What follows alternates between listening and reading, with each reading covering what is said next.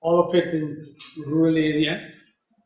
We had talked about normal situation in the villages, and making some of these houses, and also disaster related, post-disaster rehabilitation. So we have covered a couple of case studies also. Now, today I'm going to talk about testing, structural testing in field. Why structural testing in field? Number of reasons. Now, one, when you are working far away from a structural lab, you're working on a technology, there is no engineering college nearby to run to, and you want to understand technology better, or you may have budgetary constraints. You go to a lab and sure, they will charge you a lot of money, so you may want to improvise something. You are planning to use an unfamiliar structural system, and before you use it, you don't want to take less chances, so you do some testing in the field. Or you are using a system that you already use, but you want to take it beyond the norm. You want to expand the applicability of structural systems. There are a lot of things that you have done routinely, but typically you may use a particular technology for residential building, and if you want to use it for institutional building, your requirements are different. And before you use it, you may want to do some testing. Also, engineers' curiosity. In the course of our 40 years work, a lot of times we were curious, how would this behave? And that made us do some testing.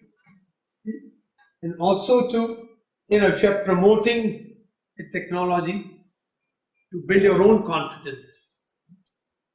Like I had mentioned earlier that, we ran into some problems working with mud structures, and so somebody becomes a scapegoat. We built a house for somebody, and then the rain came and we had major problems. So something like that doesn't happen. Then you want to do some testing, and also to instill confidence in the users.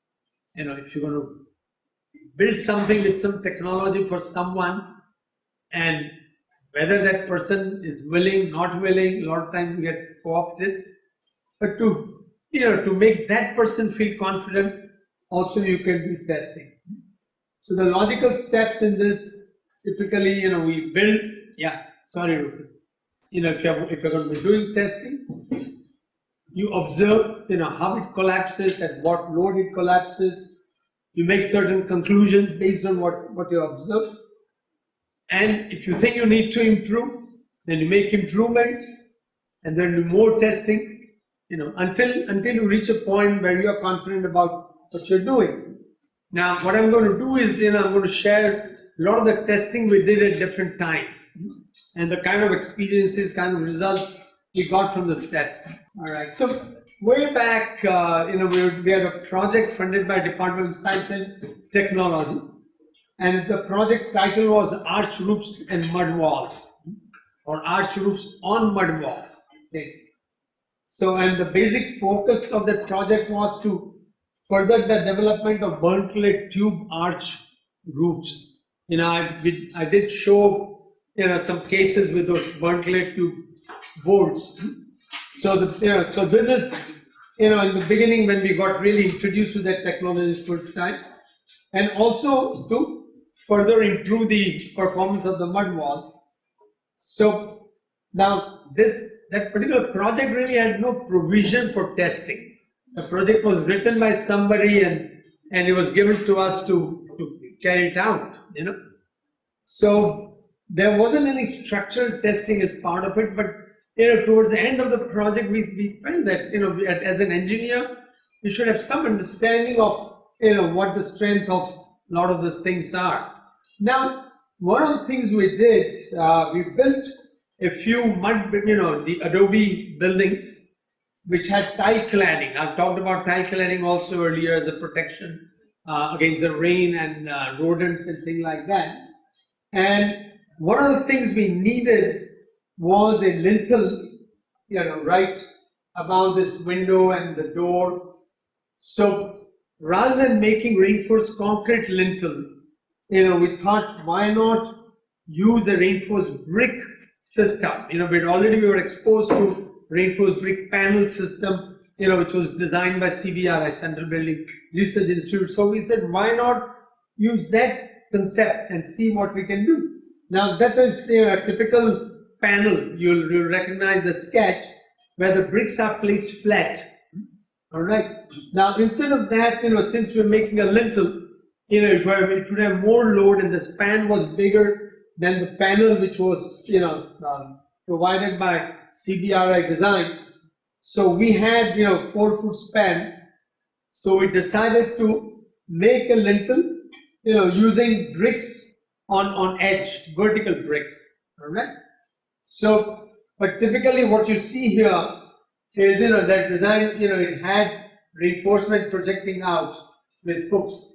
Because if you remember the earlier presentation, where there are these partially precast reinforced concrete joists and these brick panels that are placed on them, and so that these panels get integrated well with the joists structurally, the reinforcement from the panels, they stick out at both ends. All right. So these panels are made based on that concept.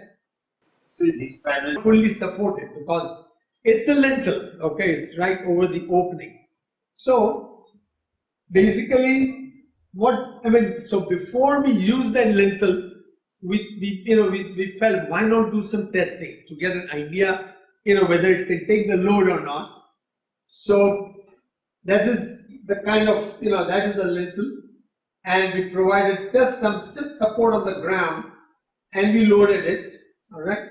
So as I say, lintels were made of using bricks on edge, the same proportions which were provided in the CBRI concept, and we had the bars sticking out, was cured, and then it was load tested, and basically what happened was this. Okay. So the lintel failed when we loaded, right? Now what exactly has happened, you see, right here, as you see, the bar is projecting out, and as it failed, the bar slipped, and you can see the hooks have come very close to the face of the wall. So this, why do you think this happened? Any guesses? Right. So because here, see, these were 6 mm mild steel bars. These were not deformed bars. Again, this technology was originally conceived way back in the late 70s, early 80s. So those days you hardly use deformed bars, and especially in the rural areas, these bars are easy to get. So as a result, the bonding created just by the bar itself was not enough. So as a result, we had to add additional bars. We had to weld small pieces of bar with the hooks. All right, at both ends, as you see here, right here and here. So the panels were cast once again with these new bars having additional hooks, and they were cured and all that, same mortar, and then they were tested, and these lintels could take 350 kilos concentrated load. So that just little bit of bonding made such a huge difference. So as an engineer, I had studied all these things about bonding and all that, but this was my first such experience where I saw the failure and I could see the bar slip. So it was really a very interesting lesson, and I thought it would be worth sharing. All right. Okay. Then in the same project, we were to do testing, as I said. Now, actually, just for your reference, for your knowledge, this was our office. This particular, it was a small little room with the burnt clay tube board, and we had sitting on the floor. And of course, this particular thing came up after many years when we were not going around there. So now these burnt lead tube molds were used by some people back in the 70s and 80s. We don't know where that concept came from. I mean, like I'd mentioned earlier that the Romans had used way back 2000 years ago the same concept. But here, there were some places in Maharashtra and Gujarat where some buildings were made using this. So this particular NGO that we were with, there's a technology NGO, and they were using it. So they had prepared this project to do further study on it. Right? But there was no technical know-how, there was no engineering data available on it. Right? And until the time we went, all that done was 10-foot span semicircular molds. That's all that done, a few of them. So, we also, since we were familiar with the reverse catenary molds, we thought that why not also do some testing, using that profile. And also, apart from 10-foot span, why not try out different spans and different rises. So, and of course, part of the project, we also, focus on standardizing the procedure of making these molds. So then, the first arch we made for testing was this, then right on the ground. We just made, a little bit of plinth on the ground, and made this temporary gable walls using bricks, and put these pipes over it and put the tubes and put the mortar. So basically a test roof was ready for testing. We also tried out some more profiles. So now the parameters for these boards, basically they could be semicircular or reverse catenary, or they could also be segmental. So these three possibilities are there. Also the rise at mid-span could be, would be 1/5 of the span, half the span, 2/3 or 3/4. You have seen photographs of these catenaries also. So you could have 3/4 span rise, pretty high board. Then the burnt lead tube. Typically the potters make a particular size tubes, and which we call as a standard thing, but you could make different size tubes also with different diameter, length. Depending also, clay is also one of the parameters, where the clay came from and how it's fired. The other parameter is of course the concrete mix or the cement plaster on the top, and also number of layers of the burnt lead tube. So this was the first test that board that we made. It was 3 feet wide and 10-foot span, semicircular, and so it was a standard burnt lead tube that the potter who was working there used to produce. And we had some sandbags of 25 kilo each. So they were placed within the top, and this is just bending moment diagram I wrote down, but I'm not going to detail in that. But this thing collapsed at 100 kilos, just mere 100 kilos, 4 bags of 25 kilos each, and the thing came crashing down. So it was interesting to see how the failure took place, because it had it developed hinges at both ends, the other ends, and then in the middle. So these are the sketches I made way back 40 years back. So for our own understanding. Then we made one more, this catenary, high catenary, reverse catenary, 12-foot span with 7-foot rise, using the same tube.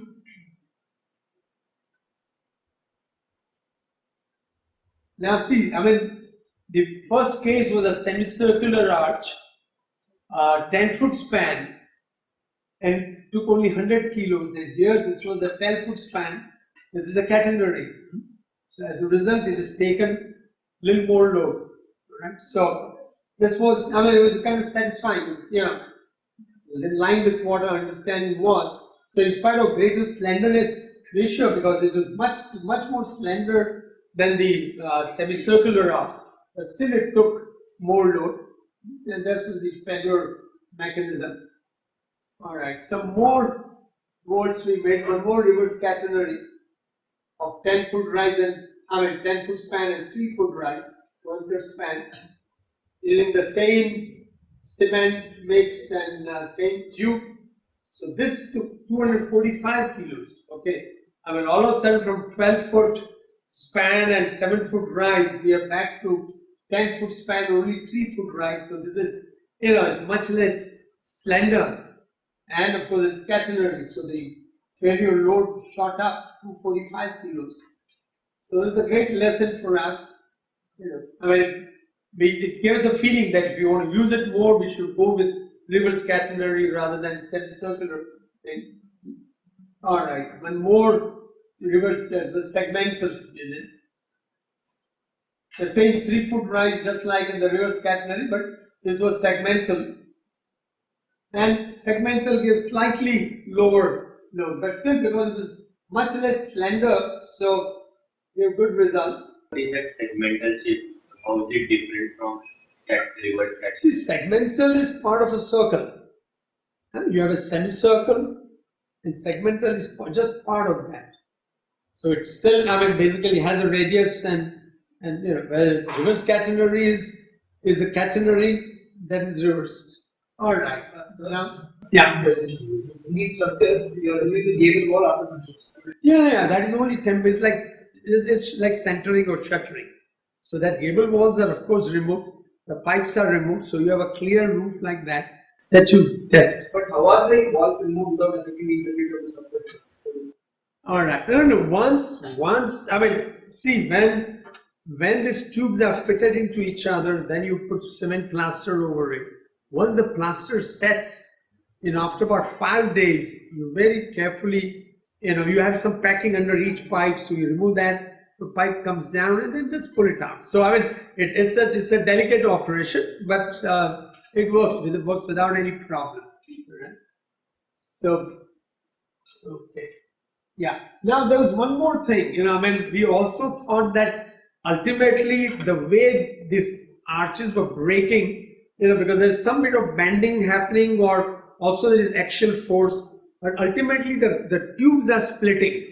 So we thought that if you could do some testing to get an idea of the splitting strength of the tube. Again, like I said, this is a typical engineer's curiosity. One thing leads to another. So we just improvised some, simple lever about 10 feet long, and you just put some loads at one end. And so right here, 2 tubes fitted in each other, and we have put all these loads. Typically each brick is about 2.5 kilos. So very, very crude way of doing it, but still you get some idea if there is any kind of relationship between the splitting strength of a tube and the strength of the bolt. So all right. But then I think that we discovered that the splitting strength varied a great deal because it depended on the kind of clay, how it was fired, how the tubes were made by the potter. So just too many variables and too many fluctuations. Some other thing we also did, while we were playing with Adobe Mud, one of the things you do is you do some spray test to see how Adobe will stand up against the impact of rain. So there is a standardized test that says that the water has to be sprayed at certain pounds per square inch and for a standard time. And you weigh the block, before the test, and you weigh the block after the test and see how much, the soil is lost. So that's simple. There's nothing any, sophisticated. Something very simple thing to improvise anywhere that you may be, right? And basically, you are assessing the effectiveness of the clay as a binding material and also the effectiveness of stabilization. If you're doing any kind of stabilization using cement or lime or bitumen, then how effective it is, to resist the impact of water. So then after that project, we had one more project from Department of Science and Technology with the same title, all right, and the focus was to do the structural testing, because since in the first project we had done a little bit of structural testing, we thought that it would be really great to do structural testing and learn more about it. So, all right. So here in this project, we had tested 68 roofs. They were 3 feet wide of different profiles, different spans. So we'll share that with you. And we are working on a variety of parameters. So this is to give an idea that this is the semicircle. Then you have a reverse catenary of low rise and reverse catenary of a higher rise. And then in between you can have more different rises. You can also have a segmental arch in that. Right? And the principal parameters, like I said, if you are working with homes, residential buildings, then 3 meter and 3.67 meter, the spans are fairly adequate. But if you are working with non-residential or institutional building, then you could use 4.27 or 14 feet or 16 foot spans. So, and you have different profiles, like I mentioned earlier.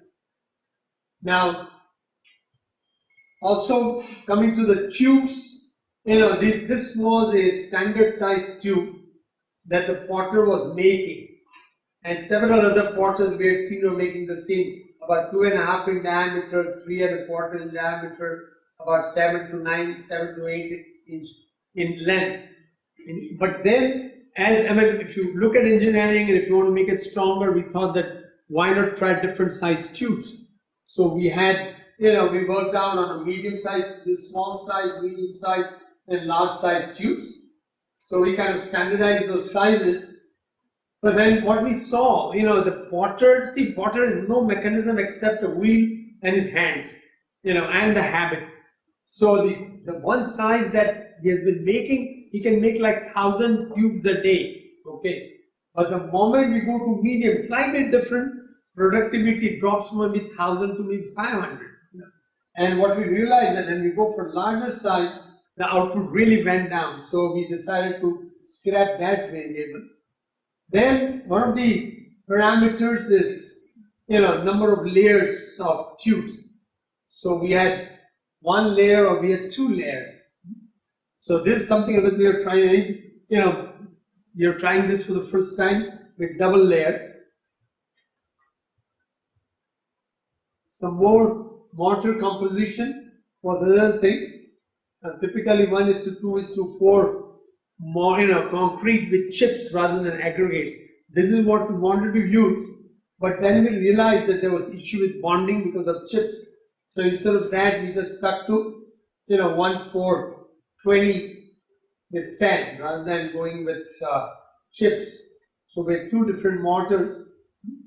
Also, the mortar thickness typically used to be 1/2 inch over the tube, but even that also could be increased if you want more strength from 1/2 inch to 1 inch. So we had in our test roofs we had used these kind of wires, jutting out 1/2 inch or 1 inch, so that different places in the test roof would place this, so we could control the thickness of mortar. But see, as you can see, all these things are pretty simple. Nothing, nothing very complicated. And we were actually, when we did this project, we were sitting in a big village in South Gujarat, right?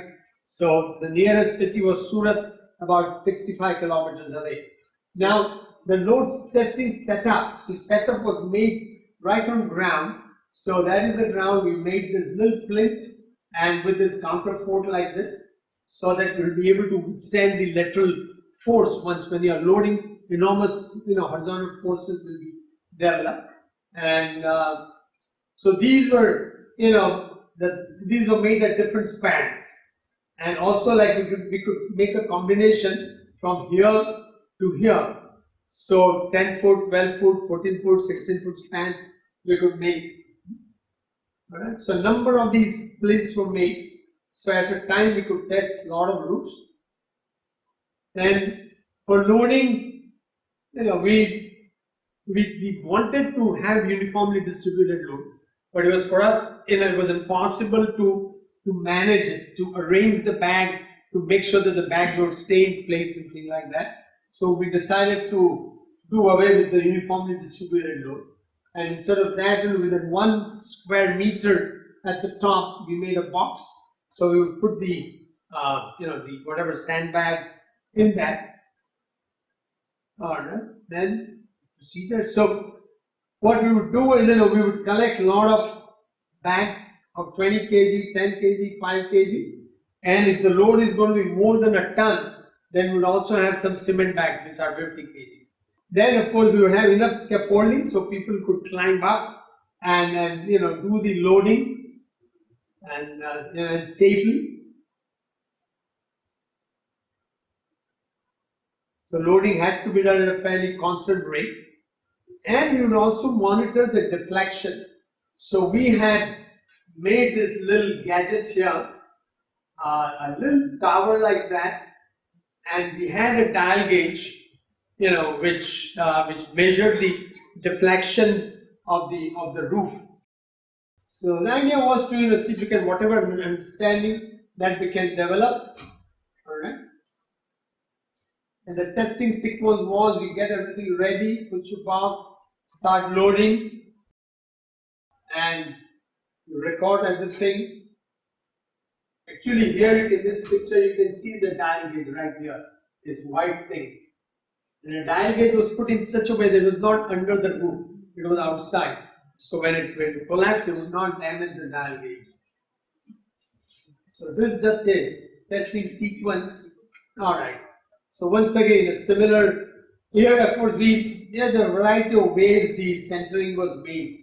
So we had some boxes lying around, so we used that steel boards actually. So first we started with 3 meter or 10 foot span, and now single layer with different profiles are found to have adequate strength. So we use the small tube with circular. So the first result was, semicircular bolt. The small tube was 254 kg. The next was a reverse catenary. We got 470 kg. Then we used a slightly bigger, the medium-sized tube, and the result was 550 kg. So we went a little bit higher. But then we tried making still a bigger tube, and the increase was too much. Then also we tried a double layer. So the double layer just, the strength just shot up. And like it says here, that even at 900 kg, it didn't record any deflection. There was absolutely no visible deformation, even with dial gauge. So at 1650 kg, we were not able to control, manage the stack of sandbags, so we had to give up. And so we thought that we will leave it for posterity. And actually, we had some visitors, so you can see all of them are sitting on that vault and didn't break. So that was a very interesting result we had. All right. This 14-foot span, what we discovered that the single layer and semicircular shape were not adequate. All right. So, so instead, instead of a single layer, we'd rather go with medium tube, or we would go with double layer. So if you look at these results, if you see the first line, semicircular shape, small tube, 2 layers with 438 kilo load strength. But with the reverse catenary, with single layer we had 491 kgs. So that, you can see the difference between semicircle and reverse catenary. And with double layer, it shot up to almost 2,000 kilos, 2 tons. Right? So, these were very interesting results. Yeah, saying something. All right. Then same way with 16-foot span, same thing. So here, once again, rather than going with medium-sized tube and worrying about the production, we thought that small-sized double layer, would be much better to go with, and which you get the strength so much higher. Then this one's going to that. Yeah. All right. One more thing. With all these fantastic results we were getting, we just thought, although it was not part of our original plan, we made a test roof of 7.32 meters or 24 feet. Okay. So, and it gave, with double tubes, it gave 1130 kilo load. So, this was something really we just couldn't believe that such a big span we could make. Another thing, we've talked about making a terrace on top of this, bolted some of the case studies. So, this was we also tested out, just making a little box on the top and putting some load and then testing it. So, so basically it proved that, you could make a terrace and you can depend on it.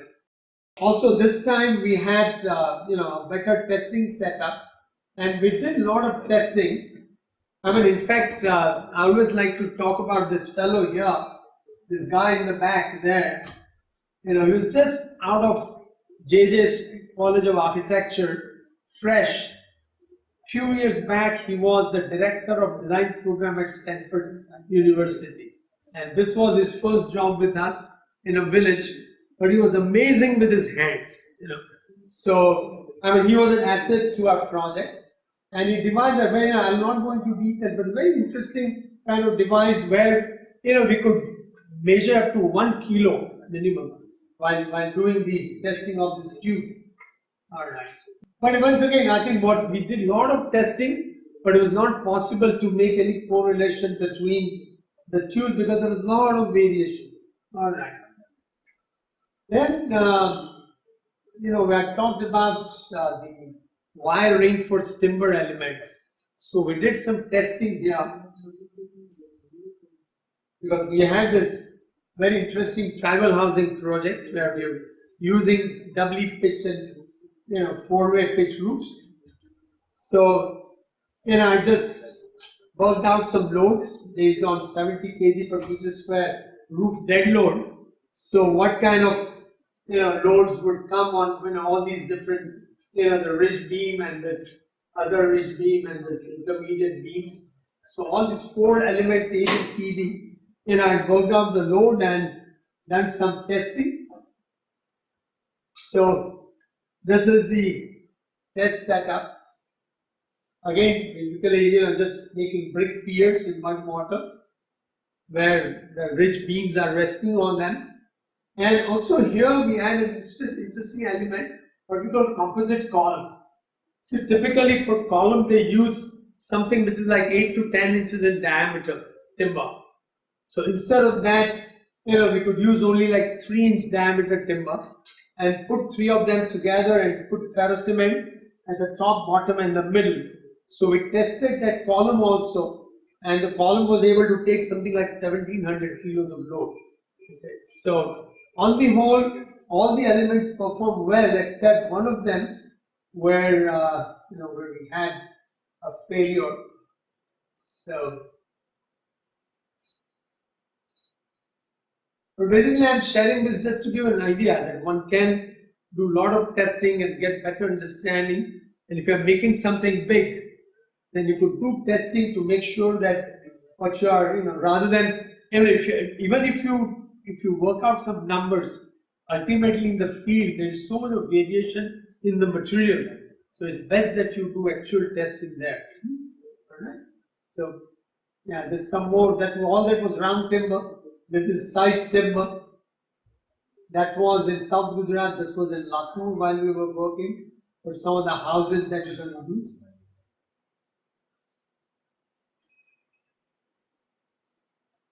And a lot of times timber has some defect. So like in this particular test, it just broke where there was a natural weakness there. Some knot was there. So it failed there. Alright. Then yes. So any comments, any questions? Confidence building and earthquake resistant building technologies. Field shock table demonstrations. We have showed you a couple of videos earlier. Now, actually, we worked after various disasters. So first was Latur earthquake, which was in 1993. So several years we were there doing work, doing the rehabilitation phase. Then 2001 was a Kutch earthquake. We also were there quite a bit. And later on, we continued some work at the Nirma University. Our table in Kutch was, brought into Nirma and set it up there. And then after 2015 earthquake of Nepal, we did a lot of work there also as part of rehabilitation. Now, typically after disasters, as I mentioned, I think in the earlier lectures also, the main need of the hour is to enhance understanding of the effectiveness of earthquake resisting features. Various things you add in the building in this box type construction, various features, how effective they are. Also study the effect of different parameters on structural performance. What exactly happens during the earthquake and how various parameters will affect that. Demonstrate the vulnerability of wrongly built buildings, because this is the most common problem we see before the disaster and after the disaster. Before the disasters, buildings are built in the wrong way, they perform very badly during the disaster. But after the disaster, people are in a hurry to rebuild, and without adequate understanding, a lot of wrong things are done, a lot of mistakes which are committed earlier, they get repeated. So it is important that people see, what mistakes they are making, what it will mean, what is the implication of that. Also, they demonstrate the connection between the correctly built building and the safety. Whatever you are doing right, you should be able to show the connection between the performance and what you are doing right. You're doing a particular thing, how it is affecting the performance. Because unless until people see that connect, people will not be convinced to do that. All right. Demonstrate the performance of the improved traditional building practices, which we have been talking about for the last several lectures. That we have so many traditional practices, and with which we have built buildings which have lasted for 100 and 200 years.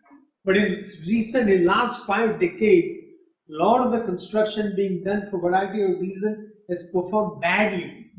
So it is important to see how it can be improved, and that also you need to demonstrate. Build people's confidence in the right technologies. This is a tough nut to crack, because until, like I said, people see the connect between those, build artisans' convictions of doing things right way. The masons who are the engineers and architects and builders in the rural areas, if they don't understand the right way of doing things, they have a problem. And that's what we have. We have this problem across the country. But when you train the masons, unless the house owners are also convinced, it doesn't work. Because the owner will say, hell no, I want to do it like this. You take the job or leave it. So even the trained masons will end up doing wrong things. All right. So create the felt need for long-term safety. Typically what happens after a disaster, there is a lot of talk of safety, a lot of talk of technologies, and do the right thing, a lot of training. But then a couple of years down the line, it's all forgotten. We saw after Kutch earthquake of 2001, enormous amount of work was done on training in confidence building. All right. In that same region of Kutch, even where we had worked, we visited the area 3 or 4 years later, or maybe 10 years after the earthquake, and all that was forgotten. You were back to square one. People were making the same mistakes that they had made before that earthquake. All right. Okay. Also, the increased effectiveness of the building artisan training program. Because you may train artisans, but how effective is your training? How effectively are they understanding the concept? Right? Now, so let's talk a little bit about shock table. You have seen the videos. Basically, shock table, essentially it does is, we have a building with earthquake resisting features. It shows how it performs when it's subjected to the horizontal forces of earthquake. All right. Now, how does the shock table work? You have a rigid table, which is basically concrete and steel, and It moves in one direction, it has wheels. The table is strong enough to build one full scale or two half scale. I mean, this is a particular design that we have been working with, where either we can build one full scale model or two half scale models. One building is of the specific specification designed for the study. All right. Now, one of the things we've also done a lot of times is, build two buildings and try different things in that and see what performs better. And sometimes you want to show the comparison to the people, between what they are doing and what needs to be done. All right. Yeah. So shocks are given initially slowly and then, fast and heavier shocks. The visible impact, whatever happens to the building, is very carefully documented on sketches, on photographs. Also, there are accelerometers installed in these models and on the table, and they are also recorded what exactly what acceleration. First time when we did this test in Latur, the team from IIT Bombay had come with the recorder and the accelerometer and everything. Yeah. The team from IIT Bombay. So they did. Yeah. Or so. Okay. Now, what are the advantages of shock table? Number one, it costs very little compared to a shake table. All right. I mean, IIT has a good size shake table. Yeah. Sir, how is the bonding ensured between the shock table and the building? All right. Because on ground we have plinth and Sure, foundation and those sure. things, but yes. I'll come to that. Okay. Yes. Now, good question. All right. So, one of the big advantages is that this costs very little. Now, this particular shock table, even if made today, the shock table will cost maybe 4 or 5 lakh rupees. All right. And the whole setup may cost maybe 15 lakhs. A typical shake table, a good size shake table will run into crores. That's the comparison. So an institute like IIT will be able to afford a shake table, but an NIT maybe not. Smaller colleges, no. All right. And no, I mean, it's a fact. Resources, whatever resources colleges have. All right. And the whole idea is that we have so many disaster-prone areas. If there are engineering colleges in a disaster-prone area, if they have a table like this, students can really do a lot of work on them and improve their understanding. So easy access for college. All right. Yeah, can be placed in a strategic location after earthquake. Now see, Latur earthquake. After that, we had a table right in Latur, so we could invite people to come and see. After Kutch earthquake, we had our table right in the heart of the affected area, so that we could have, when we did the test, if you do a public event, and lots of people would come and see. I mean, if you take it to some engineering college, people will not be able to come. So having access to people in a strategic location, accessible to the public. Another thing is that if you can make half a scale model, the model is pretty large, and whatever happens to it, a common non-technical person can also relate to what he or she is looking at. So that having that size is and also the half size allows the replication of a particular technology. I mean, you could make a model this size and just try to imagine that if you have to put a reinforced concrete beam in it with all the reinforcement, how will you do it? But a half scale model, model which is like this model, if it's like 5 or 6 feet, across, 7 feet across, then it's possible to put some bars and whatever you want to do. So replication of technology is very important of that. Yeah, and it's very effective in orienting the field teams of the government. We use it extensively in Latur as well as in Kutch. All right. The limitations. It's a crude replication of earthquake. It's not sophisticated.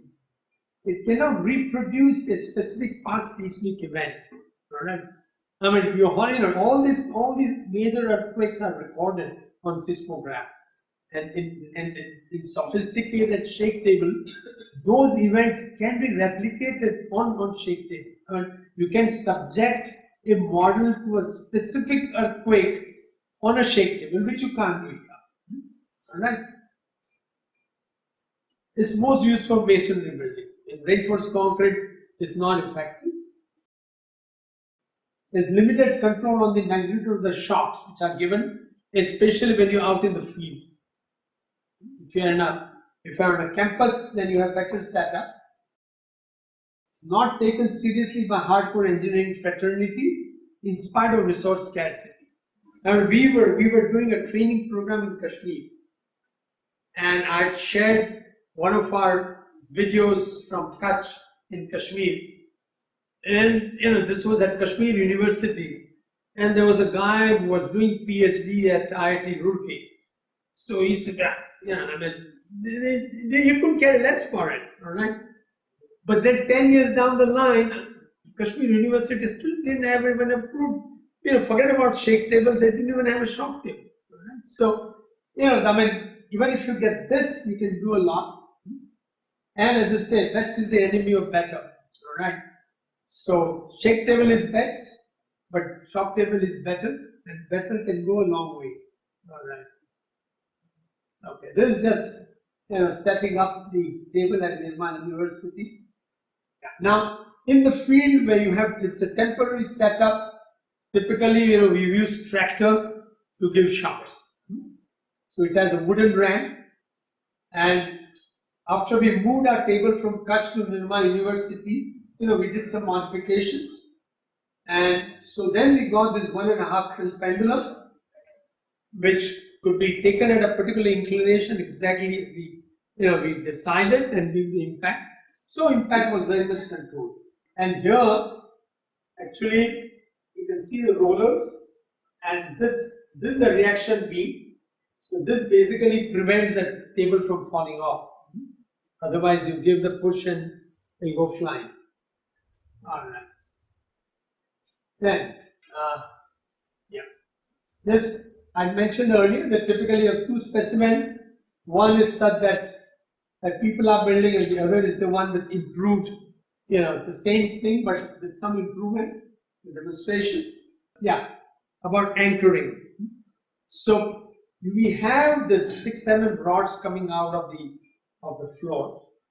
All right. So it's sort of sandwiched in the wall, and also we have angles, 50 by 50 by 5 MS angles at both ends, so that it prevents the sliding of the model on top of the table. All right. Yeah. Otherwise, it's not going to stay there. The whole thing will go sliding when you give an impact. All right. Now, test consists of subjecting two structures. See, initially we start with lower intensity, and slowly the intensity is increased. The problem with tractor is that there is very limited control. You tell the driver to come a little slow, a little fast, but what is little fast and little slow? Ultimately, his gut feeling, he will decide what to do. But still, it still works. And there was a time when we even got a JCB, but then JCB hit the thing so hard that it broke the stopper, and the table was damaged. So then we had to fix the thing. The JCB had not of power. So, all right. So this is it. Was at Nirma University, 1.5 ton pendulum. So, all right. Yeah, the accelerometers. Physically, an accelerometer is installed at the platform. Also, in each model at different height, the accelerometers are installed. And so, during the impact, you are able to record the acceleration of the table as well as acceleration within the model at different levels. So, you get an idea of how the model is behaving. And typically, when the model is near collapse, because collapse is never sudden, because it starts getting damaged gradually, and then it's going to go. The accelerometers are removed because they cost money, and also they are typically put in a very thick quarter-inch thick steel plate boxes. So accidentally, if something falls on them, they would not be damaged. So Yeah, that's the IIT Bombay team. This is way back from 95, 96 years ago, 30 years back. But we had conducted 4 tests and they came every time from here. And they would do all the recording, they would bring it back here, and then they will prepare a report and they'll share it with us. Now when although we had already shared a couple of videos and you may remember something. In Latur, we did a test with stone masonry model, basically addressing people's preference of bricks over stone after the earthquake. Because they had seen stone buildings perform very badly and people wanted to switch over to bricks. So we had a brick model which was made in cement mortar, but the way people made it, all right? Because it's very diluted and it's not cured, etc., etc. Whatever mistakes they made, it was done, was cement plastered, and we had stone masonry building in mud mortar, but with earthquake resisting features. After 12 blocks, the brick building had collapsed. This demonstrated that they can still have stone houses which are earthquake safe. In Kutch, there was a problem, the ignorance about the earthquake risk of the local stone masonry. Again, a lot of Kutch has stone everywhere, and stone was predominantly used. So they also had the same problem. They didn't want to use the stone. So once again, there were 2 models were made, both from stone and mud mortar, but one of them was improved with earthquake resisting features, and they were given shocks, and the traditional one collapsed after 10 shocks. So stone masonry can be made earthquake resistant. That was the message from both the tests, some 8 years apart. Then in Latur, building brick houses in cement mortar, but without the critical know-how. So we made 2 brick houses, and they had brick house in cement mortar, not following the basic rules, and without the earthquake resisting features. That's the right model. And the one on the left is brick masonry in mud mortar, but with earthquake resisting features. And the one with the earthquake resisting features stood up. So after each earthquake, basically the cement based construction gets promoted to build quote unquote a safe house. Such building systems are expensive, require special skills and know-how, plus a lot of water, which is missing. In fact, in Maharashtra, when we were arguing with the government, because government had decided not to allow mud mortar, and when we said that there is no water to drink, and out of arrogance, they said, well, we'll bring water by tanker. But I feel that even if you bring water by tanker, if you don't have enough water to drink, your first priority will be to take it for drinking and then put it for curing. So, alright, anyway, so house with masonry in mud mortar with seismic features can bring safety against earthquake. Important message. Shock table testing on concrete block masonry. Alright. In Kutch, in some of the towns which had a lot of concrete block houses, because bricks are not made locally in Kutch, they are brought from far. So those houses had performed very badly. In a town called Bachau, which was close to epicenter, the houses had performed very, very poorly, the concrete block houses. So the idea was that, hey, you can use concrete block also, then do it properly. So once again, 2 models were made using concrete blocks, and one with the proper features, and to show the comparison. So building collapsed in earthquakes because of the way materials were used and not because of the material themselves. This is again an important message, because typically engineers as well as people blame the material rather than the way they are built. Yeah. Now in Latur, what we had seen was that poor people were building houses, rebuilding using mud blocks, adobe. I think we had shown the video earlier. Alright, so here once again, normal adobe house that people were building was made, and the one with improvement, what we had done was containment reinforcement with galvanized iron of the chicken wire mesh band, at sill level and also a bamboo band at the lintel level. And these were again tested, and sure enough, the one with containment performed much better, although slightly damaged. So the introduction of affordable materials like bamboo, chicken wire mesh, or galvanized iron wire, the seismic performance of mud block masonry can be significantly improved. The main thing is there are no fatalities and the damages of lower levels, so it can be restored much easily. Alright. Now, stone masonry retrofitting. See, typically, what we had seen after Latour was that people with houses which were marginally damaged or not damaged at all were dismantling their houses. The fear was so much, and the ignorance on the part of government engineers and part of the system. All right. So rather than building people's confidence in what they have, they're promoting some other things. So people basically saw no future in their stone houses. All right. Those are fantastic houses, but for the seismic safety. And what was required was to retrofit those houses so that they have all the advantages of those houses plus seismic safety. Right? So, two models identical, except one of them was retrofitted after the construction, and they were tested.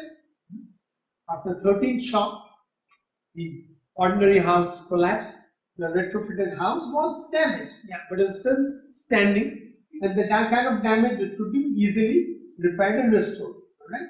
So proper retrofitting would greatly improve the chances of survival of the occupants of the structure. Alright, what else? So similar thing was in Kutch. So in Kutch, once again, two models were made, identical, and one of them was retrofitted. As you can see, two models.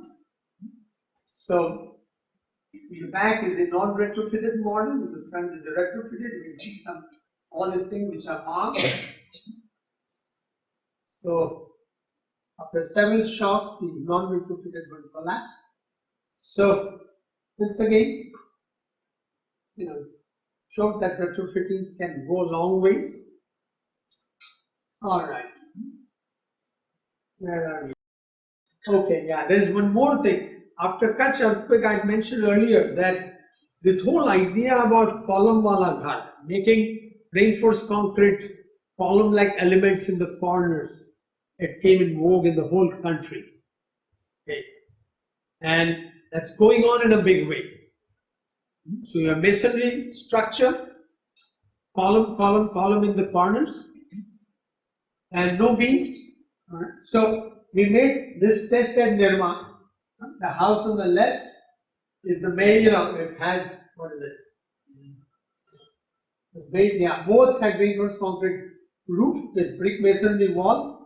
One on the left has resting features including band and the single bar in the corner. Alright. Each corner has a bar, as we have talked earlier, and a band at the top. And this, as you can see, these columns, what we call pseudo columns, and the slab at the top. After several shocks, the one with pseudo columns collapse. You can see the columns flying out. Right? So in a load-bearing masonry building, the column-like RC elements in corners make the buildings weak against earthquakes because essentially they are breaking the bond between the walls. Right? But see, these kind of tests, when they are shown to people, very effectively they can convince people that there's a wrong way to build houses. The other thing is a multiple band. There, typically we have been talking about band at sill level and band at lintel level. So here we made one model with multiple bands, and the other is just one band. All right, and so we had, you can see the results that the one, after getting a lot of shocks, big shocks, the one with, when it reached a particular limit, the one with single band collapsed, while one with the multiple band, although damage, still survived, because multiple band control the cracks. All right. All right. Any questions? Any comments? What shall we do?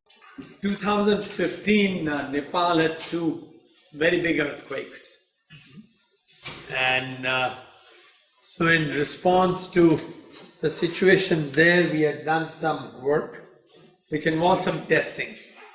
So we were talking about testing yesterday. So Nepal basically, has it's all predominantly mountainous terrain, and the villages are very remote.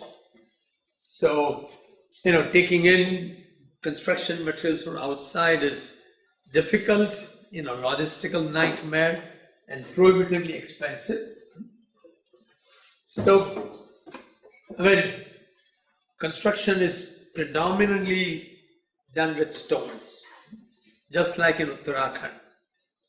And the roofs, maybe stone, maybe tin. Now, actually in 2013, there was a tragedy in Kedarnath. You must have heard of, big landslide and all that. So we had done some work that time. And, based on our understanding of this containment reinforcement, one of the tests on the mud blocks in Latur had containment wires. You may remember from my earlier talk yesterday, as well as the video we had shown earlier, where on shock table we had made this models from Adobe, which had wires on both faces. So those results were very good, and that's why in 2013 we did try out that concept on two houses in Uttarakhand in the remote areas. And we felt really good because it was very easy to adopt this technology in the mountains. The masons didn't require a lot of training. So that's why we thought that in Nepal we should also do that. But in Nepal, to do that, we would have to do some testing, develop some more understanding, and then get government's approval. Because we may go and build a few houses, but if it's to be done, also on the government platform, then you need approval from the government. So basically, actually, see, this is the photograph of the house with wires. Just give you an idea. Wires are on inside as well as outside face. And I'll talk about that technology a little later. But we did number of tests in Ahmedabad at Nirma University, where we have that shock table that we took from Kutch. So we did one test on what you call direct impact test on freestanding walls. Okay, you will see some photographs and videos of that, get an idea of what that is. And then on shock table we tested 1.5 story model and 2.5 story model. That's the biggest model that we have made so far. So that's the freestanding wall. There were two walls were made. Using stone and mud, and like typical walls, about 18 inches thick, 450 millimeter. That's what is commonly done, and the walls were just freestanding, and we had a big pendulum weighing about 250 to 300 kilos, a lot of sandbags, and direct impacts were given to the wall. And the wall which was not reinforced, it collapsed in 7 impacts, whereas the one on the right is reinforced with these wires, and also it has some more reinforcement in it, but that survived. It got deformed, but it did not collapse, which kind of indicated that using this concept of containment reinforcement, the overall integrity of the masonry system, greatly increases against such lateral forces. So this was a very heartening result. So then we made this 1.5 story model, basically 1 story plus half a story, and this had actually, just to get an idea, that this is the attic floor. That's where the upper half story is. So, and you see this blue line, So that is where the weld mesh straps, weld wire mesh. What is weld wire mesh? People know about that or no? They don't. All right. Basically, it's a mesh made from galvanized iron wires. The wires can be 1 millimeter, 2 millimeter, 3 millimeter, 4 millimeter, different diameters, and it has wires in both direction. All right. So you get rolls which are about 4 feet wide, and we make straps out of it, and they are laid in the wall in mud mortar. There's absolutely no cement used. All right. So basically you have what I would call weld mesh strap bands. They are like bands. Okay. And we have vertical 14 gauge galvanized iron wires on both faces, and everything is interconnected. And then there is also at this level there is a timber band. Right, so you have basically two elements of timber running along the wall, and all is interconnected. All right. So several shocks were given, and at the 14th shock, what you see is on the right side, the building was fairly severely damaged, but building stood up. It didn't collapse. So that was kind of heartening that the building stood up after all these impacts. So maybe somebody can get badly injured with stones falling, but still the building did not collapse. So we made some improvements in that. And the major problems, one of the problems was that the way the stone walls were built, it did not have interlocking of stones. We talked about random masonry earlier, where I said that the wall is thick and the stones are placed from both sides, and they must interlock. When you look from top, the line, so essentially your joint goes zigzag, and then you have a through stone, which stitches both the faces. So the problem we found that the quality of wall built in the model was very poor, and that's one of the reasons that all the stones fell out, they separated. It's called delamination. And also on the top, one more thing, generally, you have a wall and you have the roof on top. So you have, say, rafter, then there is a wall plate here. So there was a timber wall plate like that on which the roof was sitting. But this wall plate didn't help in holding the wall together. So, all right. Pretty high acceleration was recorded, and but one of the main, if you see the damage there on the top in the attic wall, a lot of stones came out, and also at the base underneath the window sill, a lot of stones came out. So most amount of this is where in the attic there was like whipping action, because when there is impact, there is there's shaking, and it creates a whipping action. That's why the stone got thrown out. So it basically needed improvement. So the improvements were made, and this is the 2.5 story model.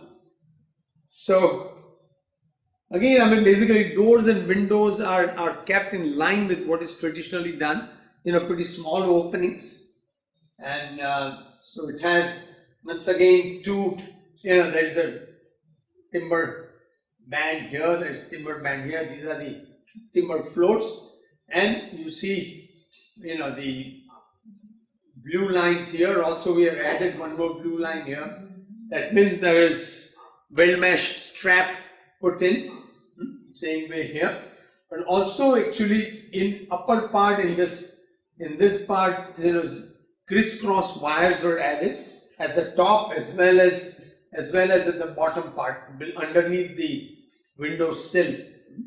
So that was the additional reinforcement that was added. Otherwise the reinforcement was same. And also on the top of that attic wall, we placed a weld wire mesh band, and this vertical containment wires, they go over it.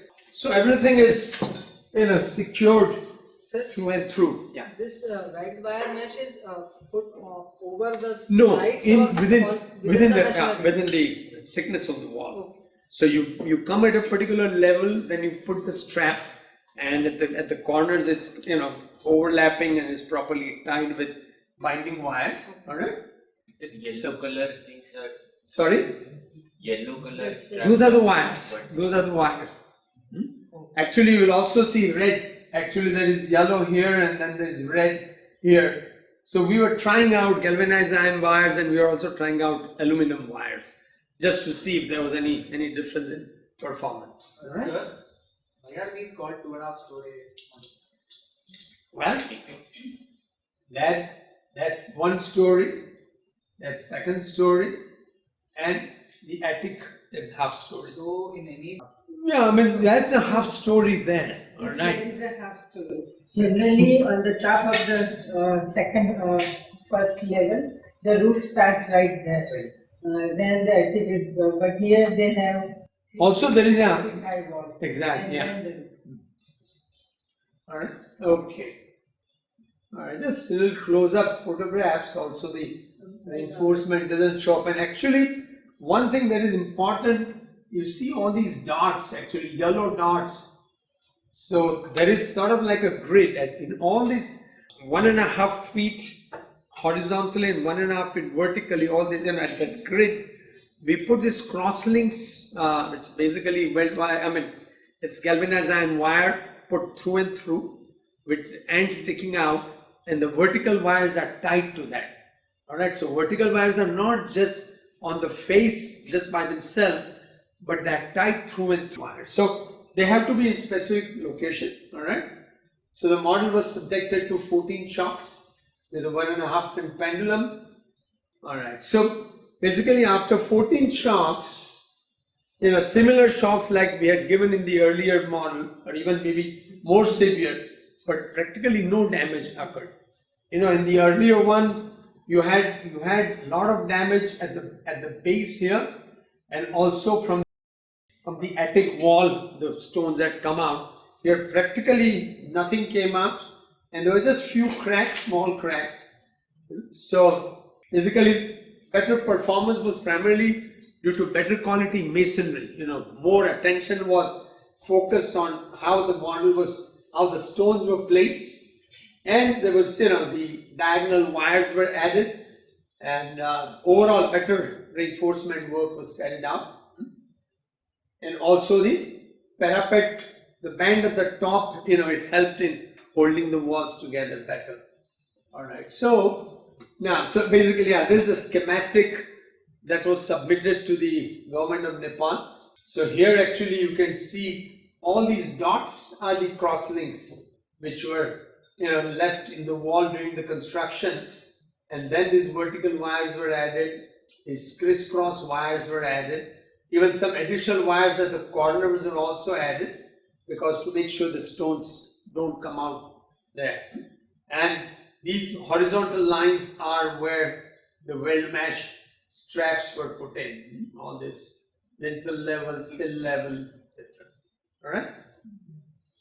Okay, so basically the Nepal government gave approval, and hundreds of masons were trained, hundreds of engineers were trained in this technology, and lots of houses were built. People found the technology very reassuring, and also it was very cost effective and it was very easy to do. All right. So right. I mean, the question was about aluminum versus GI wire. Of course, aluminum will cost a lot more. So corrosion is definitely an issue to worry about, because you have wires outside. And a couple of houses we've made in Uttarakhand after 2013, we had just only the wires we had covered with plaster. All right. So something like that can be done. Major problem generally is in the splash zone. Where the water falls from the roof and it splashes against the wall in bottom 2 feet or so. So that's where, because the first prototype we built in the town of Gorkha, that was close to the epicenter of 2015 earthquake. After about 2 years, when we visited that prototype, we saw some corrosion in the bottom 2 feet. But so ideally, you must have rain gutters to prevent the splashing. On the rest of the wall, there was absolutely no problem of corrosion. Or you just cover the bottom couple of feet of wires with cement plaster. Just little additional expense. So in terms of the strength, both of these are the same. Yeah, it came out to this. Yeah. It's absolutely, it didn't happen that one of them got elongated or anything like that. So, yeah. But then, we didn't really, we didn't do any micro level study, and we didn't have dial gauges to see if there was any elongation, but visually there was no difference in the performance. All right. We can try with the nylon wire or something, polymer wire. See, we'll actually later on the idea was to use GeoGrid. Yeah, yes. And in Nirma, we made 4 walls on that platform, and on 2 of the walls we had GeoGrid installed. But that test was a disaster because the walls were built a little bit too close. We didn't realize. So, and then I think there was a problem with one of the walls. So that wall collapsed. So because of that, the next one collapsed, and because of that, so all 4 walls, the ones which are not reinforced. I don't remember the details now, but so that was an absolute disaster. And then we never got around to going back and doing it again. So in our office, we still have all that GeoGrid lying in the storage. Yes. Some of you can take a PhD course. Yeah, here's a subject to work on. Because what happens, sometimes like a steel and aluminum have a certain capacity. So it's not reach beyond the capacity, then its performance same. After Right. certain capacity it's go, then it's have a different performance. Right. Sure, you're right. Yeah. Because mud motor have a less strength, so it doesn't take that much strength. So I think that's why it's performing same, might be. Even with aluminum and Yes, because certain limit it's performing Sure. same because they are metal.